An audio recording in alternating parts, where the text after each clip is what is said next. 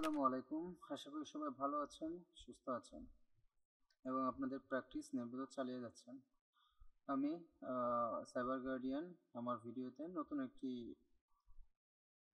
Topics নিয়ে হাজির হলাম, যেটা হলো শর্টকাট কি, বারসুইপের শর্টকাট কি। আমাদের কি করতে হয় যে বারসুইপে যেতে হয়, বারসুইপে কি লোডারে যেতে হয়, ওইখান থেকে যেয়ে তারপরে ওই কি লোডার থেকে রান করতে হয় অনেক প্যারা। যেমন ধরেন আমি এখানে বারসুইপে যাব, গেলাম গেলাম বারসুইপে গেলাম, এই যে বারসুইপ টুলস এখানে আছে আমার। তো এখানে বারসুইপে যাব, যাওয়ার পরে তারপর এখান থেকে আমি এই যে কি লোডার ফাইলটা আমি দিলাম। এই কি লোডার ফাইলটা দেওয়ার পরে আমার রান দিলে বারসুইপটা রান হবে। তো আমার এত কষ্ট না করে যদি আমরা এক ক্লিকে বারসুইপটা রান করতে পারি, যেমন এখানে দেখতেই পাচ্ছেন আমার এইখানে দেখেন এক ক্লিকেই বারসুইপটা রান হয়ে যাচ্ছে। তো এটা ইজি না ওইটা ইজি? অবশ্যই এটা ইজি। তো চলুন দেখে নেওয়া যাক যে কীভাবে আমরা এরকম শর্টকাট কিটা তৈরি করব। তো এই জন্য ফার্স্টে আমাকে করতে হবে কি, বারসুইপে যে দুইটা ফাইল আছে সেই ফাইলে যে আপনাকে একটা টেক্সট ডকুমেন্ট ওপেন করতে হবে। সেই ওপেন আপনি এখানে দিতে পারেন যে কোনো কিছুই দিতে পারেন। BURP বার্ব 1 দিলাম আমি। বার্ব 1 দিয়ে এটা একটা ব্যাট ফাইল, যেহেতু অটোমেশন BAT ব্যাট ফাইল, আপনি ওকে করে দিলেন। আচ্ছা, ওকে করে এটাকে আপনি এখন এডিট দিয়ে দিবেন, নোটপ্যাডে এডিট করবেন। তো নোটপ্যাড এডিট করার পর আপনার একটা প্রম্পট লেখা লাগবে, যেটা হলো জাভা দিয়ে প্রম্পটটা লিখবেন, লিখে সেভ করে দিবেন।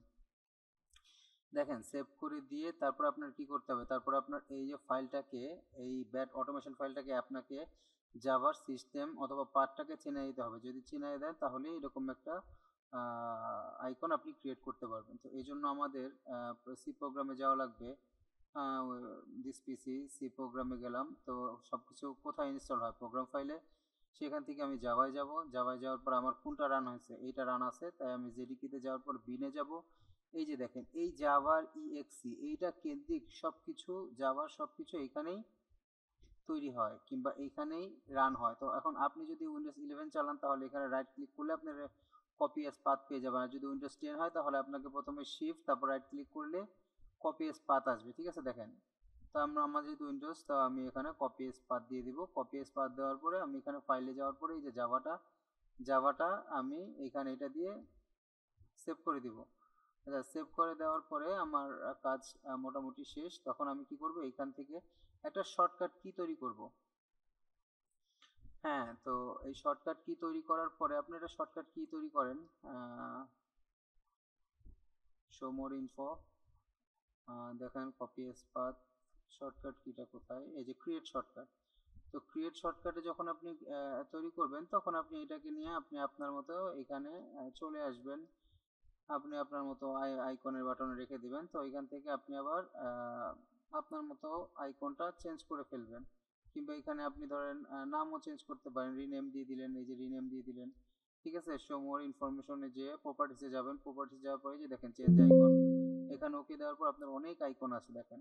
আপনি যেই আইকন ইচ্ছা আপনি সেই আইকন দিয়ে দিলেন। ধরেন আপনি আইকন দিলেন হলো এইটা দিয়ে ওকে দেওয়ার পরে এখানে ওকে দিয়ে দিলেন, দেখেন আইকনটা চেঞ্জ হবে। এখন আপনি যদি এটাকে রান করেন বারসুইপটা রান হয়ে গেল।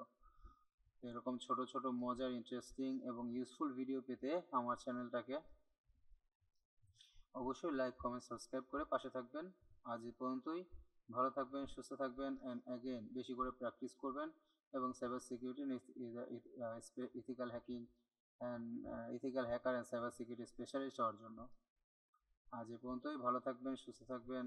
Tata, bye bye.